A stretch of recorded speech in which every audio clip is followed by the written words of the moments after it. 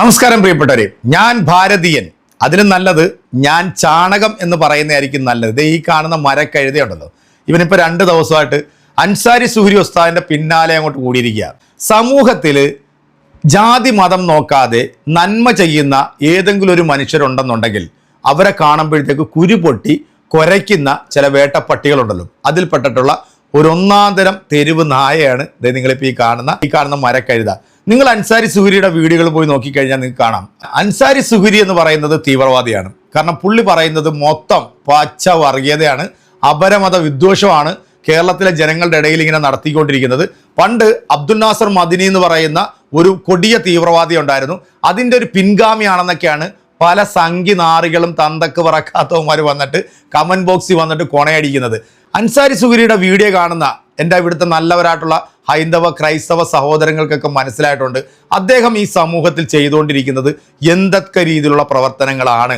ഹൈന്ദവ മതവിവാദത്തിൽപ്പെട്ടിട്ടുള്ള ഒരുപാട് കഴിവില്ലാത്ത സഹോദരങ്ങൾ ഉസ്താദിനെ സമീപിക്കാറുണ്ട്. കാരണം ഉസ്താദ് ഒരു കാര്യം സമൂഹ മാധ്യമങ്ങളോട് പറഞ്ഞു കഴിഞ്ഞാൽ ഇവിടുത്തെ നല്ലവരായിട്ടുള്ള ജാതി മതഭേദമന്യേ വിദേശ രാജ്യങ്ങളിൽ ജോലി ചെയ്യുന്ന ഒരുപാട് ആളുകൾ അദ്ദേഹത്തിൻ്റെ അക്കൗണ്ടിലേക്ക് പണം ഇട്ട് കൊടുക്കും. കാരണം അദ്ദേഹം അത് സത്യസന്ധമായി കൃത്യമായി അത് ചെയ്യേണ്ടത് അത് ചെയ്തിരിക്കുമെന്നുള്ളത് ഈ വീഡിയോ കാണുന്ന എല്ലാവർക്കും നന്നായിട്ട് അറിയാം. സ്വന്തം സ്വസമുദായത്തിൽപ്പെട്ടിട്ടുള്ള പാവങ്ങൾക്ക് 10 പൈസയുടെ ഗുണം ചെയ്യാത്ത ഇവനെപ്പോലുള്ള മരപ്പട്ടി വാണങ്ങൾ വന്നിരുന്നുകൊണ്ട് കൊണയടിക്കുമ്പോൾ ഈ നാട്ടിലെ ജാതി മതഭേദമന്യേ നല്ല സഹോദരങ്ങൾ ഇവൻ്റെ അണ്ണാക്കിലടിക്കുന്ന മറുപടിയാണ് ഇവൻ്റെ കമൻറ്റ് ബോക്സിൽ വരുന്നത്. അത് വല്ലപ്പോഴും നീ ഒന്ന് തുറന്ന് നോക്കിക്കഴിഞ്ഞാൽ നിനക്ക് മനസ്സിലാകും നിന്റെ സമുദായത്തിൽപ്പെട്ടവർ നിനക്ക് തരുന്ന മറുപടി എന്താണെന്നുള്ളത്. എടാ, നീ ഇതൊന്നും പറയണ്ട, ഒരു 10 പൈസയുടെ ഒരു സഹായം നിന്റെ ചുറ്റുപാടും കിടക്കുന്ന എത്രയോ സാധാരണക്കാരുണ്ട്, അവർക്ക് നീ ചെയ്തു കൊടുത്തിട്ട് നീ വന്നിരുന്നോണ്ട് പറ. പിന്നെ ഇവൻ പറയുന്നത് ഒരു മനുഷ്യന് എന്തെങ്കിലും സഹായം ചെയ്തു കൊടുത്തിട്ട് അത് സോഷ്യൽ മീഡിയയിലൂടെ അവരുടെ മുഖം കാണിക്കുന്നു അല്ലെങ്കിൽ അവരുടെ ഫേസ് കാണിച്ചിട്ട് വീഡിയോ ചെയ്യുന്നു എന്നൊക്കെ നീ വന്നിരുന്നോണ്ട് കുരയ്ക്കുന്നുണ്ടല്ലോ. ഇന്നത്തെ ഒരു കാലഘട്ടത്തിൽ ഒരു മനുഷ്യന് ഒരു സഹായം ചെയ്യണം എന്നുണ്ടെങ്കിൽ അതിന് കൃത്യമായിട്ടുള്ള പ്രൂഫും കാര്യങ്ങളും കൊടുത്തെങ്കിൽ മാത്രമേ ഇവിടുത്തെ ജനങ്ങൾ ഇതിനെന്തെങ്കിലുമൊക്കെ ചെയ്തു കൊടുക്കത്തുള്ളൂ. പിന്നെ അൻസാരി സൂര്യയെ പോലുള്ള ഒരാളുടെ ഫേസോ മുഖവും കാണിക്കേണ്ട കാര്യമില്ല. ആ ചെയ്യുന്ന അവരുടെ കുടുംബങ്ങളുടെ അനുമതിയോടുകൂടി അല്ലെങ്കിൽ അവർക്ക് പൂർണ്ണ മനസ്സുള്ളത് കൊണ്ട് മാത്രമാണ് അത് റിവീൽ ചെയ്തുകൊണ്ട് അങ്ങനെ ചില വീഡിയോകളിലൊക്കെ ഉസ്താദ് വരാറുള്ളത്.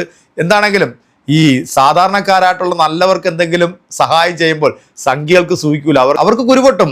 കഴിഞ്ഞ ദിവസം തൃശ്ശൂരുണ്ടായിട്ടുള്ള ആ ഒരു വെടിമരുന്ന് സ്ഫോടനം നമ്മുടെയൊക്കെ മനസാക്ഷിയെ ഞെട്ടിപ്പിക്കുക. നമ്മൾ ആ ദുഃഖത്തിൽ നിന്നും ഇതുവരെ നമ്മൾ മുക്തരായിട്ടില്ല. അതിന് മുമ്പ് നടന്നിട്ടുള്ള ദുരന്തം അറിയാം, മലപ്പുറം ജില്ലയിൽ നിന്നും വാൽപ്പാറയിലേക്ക് പോയിട്ടുള്ള ഒരു ബസ് മറിഞ്ഞ് 8 പേർ മരണപ്പെട്ടു പോയതല്ലേ.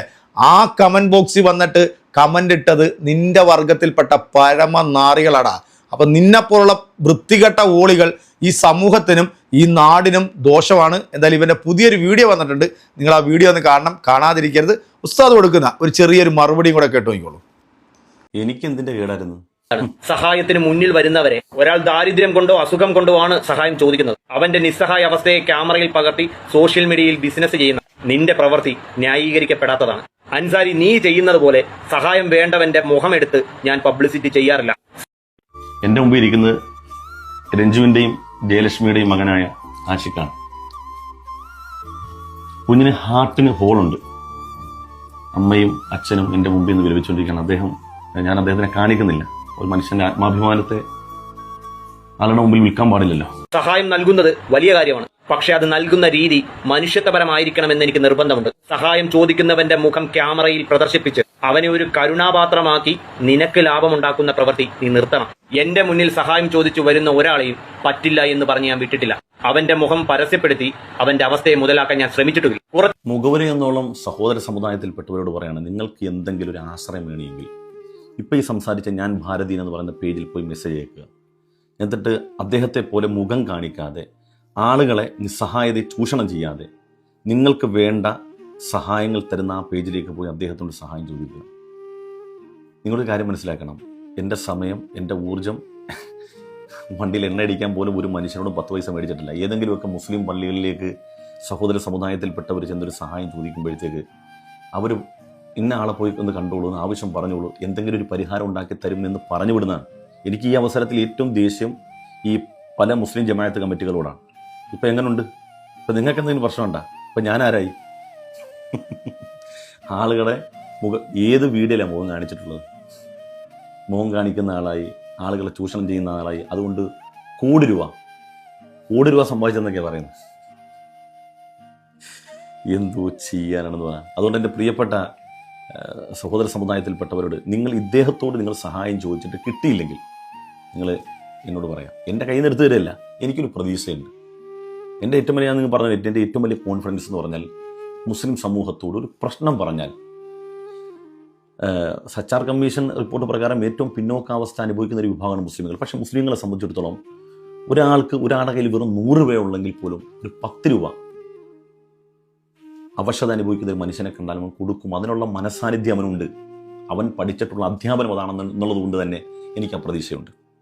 ഇന്നലെ തന്നെ നിങ്ങളൊരു ഉമ്മയുടെ വീഡിയോ ഇട്ടു. ആ ഉമ്മയുടെ നിസ്സഹായത ഞാൻ ആലോചിക്കാൻ അത്ഭുതപ്പെട്ടു പോയി. നമുക്ക് എത്ര വലിയ സന്തോഷമാണ്.